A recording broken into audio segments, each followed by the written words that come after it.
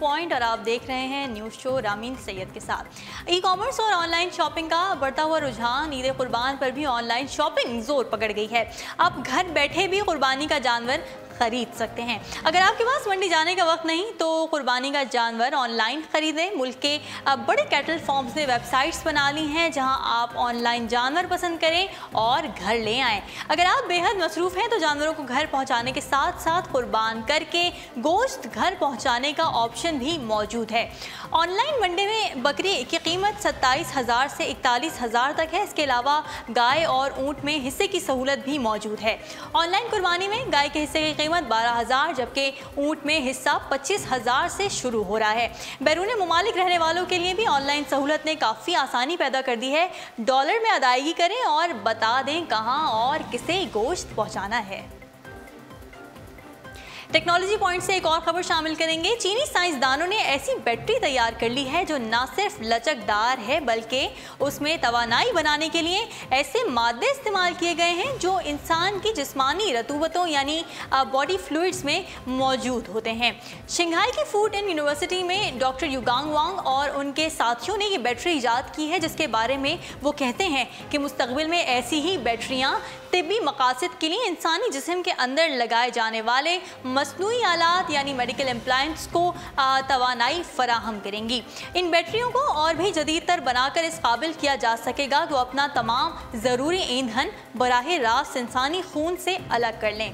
रिवायती lithium ion बैटरियाँ अगर leak हो जाएँ तो उनसे जहरीले मादे खारिज होते हैं जो इंसान के लिए शदीद नुकसानदेह बल्कि हलाक खेज भी साबित हो सकते हैं।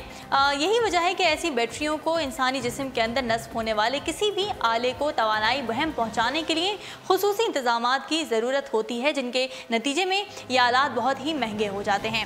नाज़रीन, अगर मुस्तक़बिल में ये अखराजात कम हो जाएं तो जिस्म के अंदर नस्ब किए जाने वाले तिब्बी आलात ज़्यादा बेहतर होने के अलावा बेज़रर और तवील अरसे तक कारआमद रहने के काबिल भी हो जाएंगे।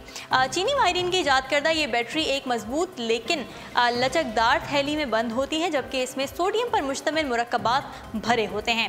अपनी नौइयत के एतबार से ये मादे बिल्कुल वही हैं जो जिस्मानी खुलियों से मामूल के मुताबिक खारिज होते हैं, यानी अगर ये थैली फट भी जाए तो ये मादे किसी नुकसान की वजह नहीं बनेंगे। इब्तदाई तजुर्बात में इस बैटरी ने खातिर ख्वाह कारकर्दगी का मुजाहरा किया है और अब इसमें बेहतरी का काम भी जारी है ताकि उसे इंसानी जिस्म में नस्ब होने के काबिल बनाया जा सके। इस मुनफरिद इजाद की तफसील तहकीकी जरीदे केम के ताज़ा शुमारे में शाया हुई है। और अब कुछ खबरें एंटरटेनमेंट पॉइंट से। बॉलीवुड फिल्मसाज महेश भट्ट ने फिल्म पंजाब नहीं जाऊंगी को विनर करार दे दिया है। फिल्म का ऑफिशियल ट्रेलर जारी हो चुका है जबकि गाने रिलीज करने का सिलसिला भी बरकरार है। फिल्म पंजाब नहीं जाऊंगी में पाकिस्तानी अदाकार हुमायूं सईद जबकि अदाकारा महविश हयात का मरकजी किरदार है जबकि उर्वा हुसैन, अहमद भट्ट, सबा हमीद समेत दीगर फनकार भी अपनी सलाहियतों के जौहर दिखा रहे हैं। फिल्म की कहानी रोमानवी है जिसमें पंजाब की सखाफत और रस्म रिवाज को दिखाया गया है जिसकी वजह से हुमायूं सईद को मसाइल का सामना करना पड़ता है। फिल्म की कहानी देहाती लड़के और शहरी लड़की के मुआशक़े पर मुश्तमिल है। हुमायूं सईद कराची की रिहायशी लड़की महविश हयात को पसंद करने लगते हैं लेकिन वो शादी ना करने और किसी भी सूरत पंजाब ना जाने का ऐलान कर देती हैं।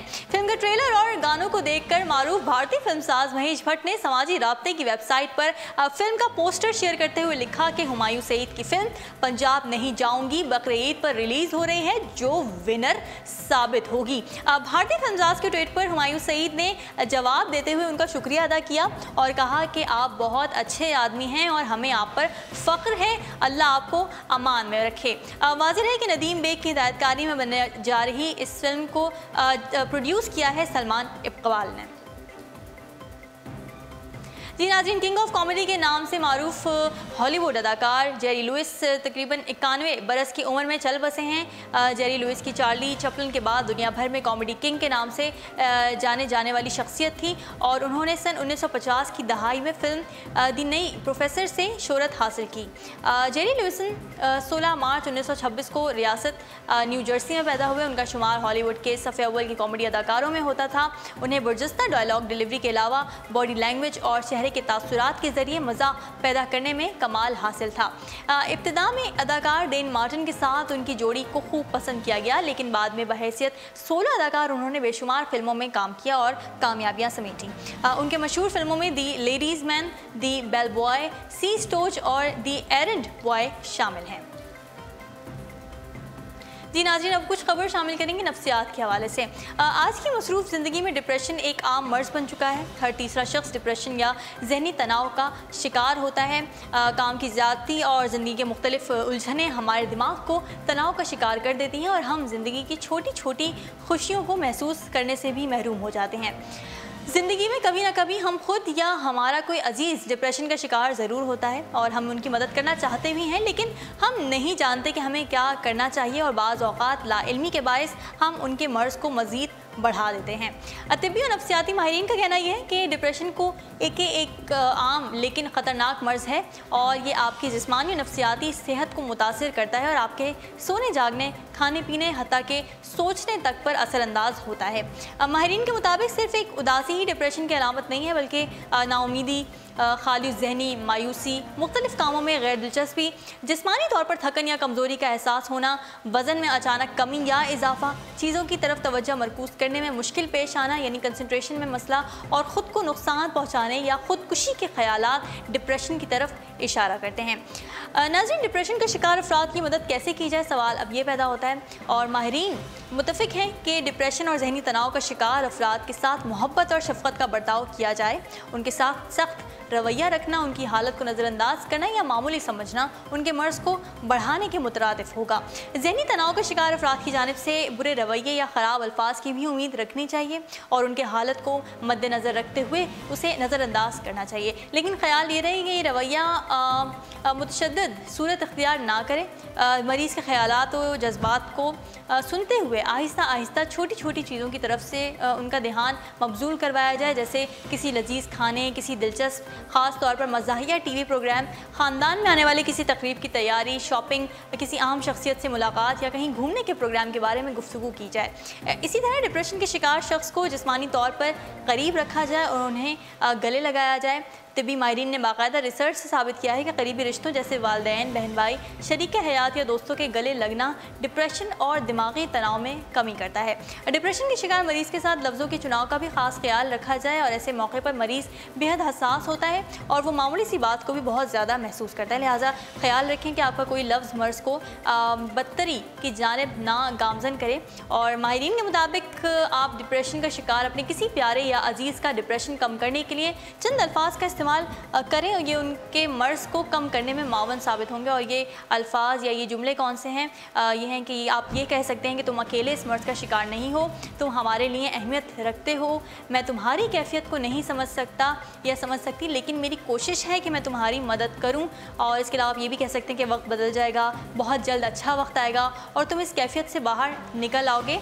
और ये भी कहा जा सकता है कि हम यानी ख़ानदान और दोस्त तुम्हारे साथ हैं, तुम्हारी बीमारी से हमारे रिश्ते पर कोई फ़र्क नहीं आएगा। और नाज़रीन, इसके साथ ही कुछ अल्फाज या जुमले ऐसे भी हैं जो कि आपको कहने से गुरेज करना चाहिए, जैसे कि माहिरीन के मुताबिक मंदरजा झेल, जो कि मैं अब बताने जा रही हूँ, डिप्रेशन का शिकार अफराद के लिए ज़हर कत्ल की हैसियत रखते हैं। बहुत से लोग अब ये सेंटेंसेस वो हैं कि बहुत से लोग तुमसे भी बदतर हालत में हैं, ये नहीं कहना चाहिए। इसके अलावा ज़िंदगी कभी भी किसी के लिए अच्छी नहीं रही, यानी मायूस कुन जुमले या अल्फाज।